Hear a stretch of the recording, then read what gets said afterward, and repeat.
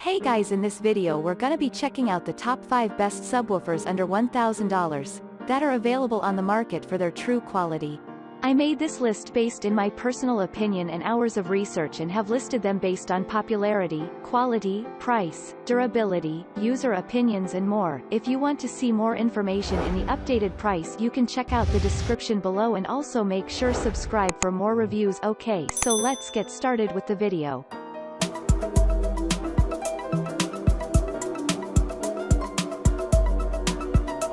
Starting at number 5, we have the SVS-PP1000. The first thing to mention with this speaker is that it's a ported one.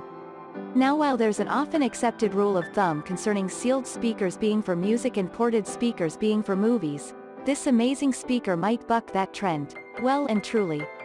It boasts a lovely, accurate and sharp representation, and that's all probably helped by a really great quality high-density fiberboard cabinet. The dual flares help reduce turbulence and asymmetrical distortions, which is another reason that the SVS-PP1000 can deliver such a strong bass with such little distortion. Additional adjustments can even be made by sealing the port with the supplied plug. This speaker also looks great, and it won't detract from even the most swish home or home theater space. What you get here is a speaker for under $500 that performs like $1 million. It's astounding just how much clean bass output they've managed to engineer here. The SVS-PP1000 will deliver you that movie theater sound at home, and for a great price. It really packs an awesome punch that will smack you in the chest at lower ranges. The beauty of this speaker is that it's a great all-rounder. You'll have a great experience listening to music on this, too, when you're not using your home theater. Moving on at number 4, we have the Monolith THX 10-inch subwoofer. This is another great speaker. Power output is huge with a rating of 500 watts constant and 900 watts of peak power. It's another front-firing speaker, just like our top pick here, and it's also a unit that can be run ported or sealed, with the aid of the supplied port plug. Same as the SVS-PP100. Warranty on this speaker is also exactly the same as the top pick here, and the two speakers do perform at fairly similar levels.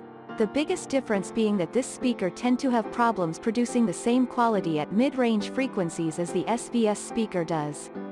This makes it a slightly inferior contender, and that's why it's not at the top of our list.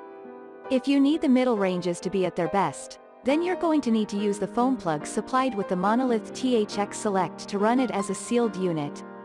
This will mean that you're going to lose some of the performance down at the lower ranges, so you're really going to have to make your decisions here based on what sounds you want to run through this unit. To sum it up, this is a nice enough subwoofer, but it's just not the all-rounder that the top pick is. At number 3, we have the Klipscha R-115SW. Okay, we're moving way up the dollar scale with the Klipscha R-115SW. This is right at the top end of subwoofers under the $1,000 mark, and we're into luxury territory for this price range. This unit has a really nice power rating and runs at 400 watts of continuous power, peaking up at 800 watts, so you won't be short there. The frequency range is also good, and it'll take you down to sounds you can't hear at 18 Hz, and up to 125 Hz. The cone is made from spun copper, which does look great, and you'll gather from the picture that this is a front-firing and ported speaker. You can even opt to go wireless with this model because Klipscha can also supply the WA2 wireless subwoofer kit, although that's sold separately and will add more cost to what's already a pretty pricey package. If you're worried about paying what's a relatively large sum of money for a large product that's also extremely heavy and prone to significant damage if it's not handled right, then worry no more, because all the reports about the Klipscha speaker tend to suggest that it's packaged extremely well. In short, this is a nice speaker and it's been well received in both the way it delivers bass and the clean sound you get out of it. Lots of dollars required, though, and this won't suit every buyer. At number 2, we have the KRK12S2V2. The KRK12SV2 is a subwoofer designed and built more for the recording studio environment than anything else. It's engineered to be pretty bulletproof, too, which will be a great asset in the rough and tumble world of the late-night music session. What you get here is a well-made unit that's big on clarity. This speaker won't give you the extreme lower ranges of frequency as some other speakers, and only drops as low as 39 Hz, making it less than ideal for home theater use in reality. It does get right up the range quite high, however, and peaks out at an impressive 139 Hz. As far as recording artists and engineers go, this subwoofer has been received amazingly well, with most seemingly blown away. Let's hope not literally, by the power of bass that this thing can push out without distortion occurring. For non-recording types, this might still be a good choice if all you want to do is annoy the neighbors or show off. The cost isn't too bad, although the KRK-12 speaker will set you back a few $100s more than the top couple of picks on this list, and the 10-inch version is about half the price of the 12-inch KRK, so it's a big step up in price. The bottom line here is that it's going to come down to what you want to use the speaker for again. And if you possibly could get by with the 10-inch version, then it's hard to justify the big increase in price for the bigger subwoofer here.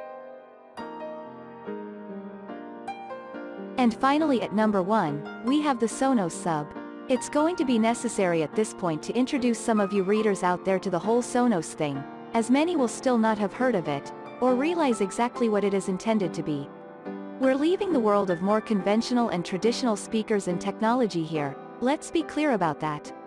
Sonos is a whole system that's designed to be a wireless setup for the whole home.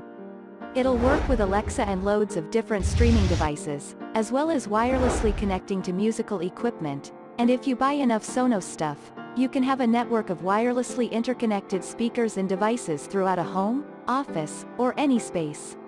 This basically means that if you're considering a Sonos subwoofer, you'll already own a few other Sonos devices, and this is going to be just another addition to the fold. If you haven't got into Sonos and you're looking at the Sonos Sub, then be aware that you're going to need to invest in more than just the sub in order to get the benefit of what it can do.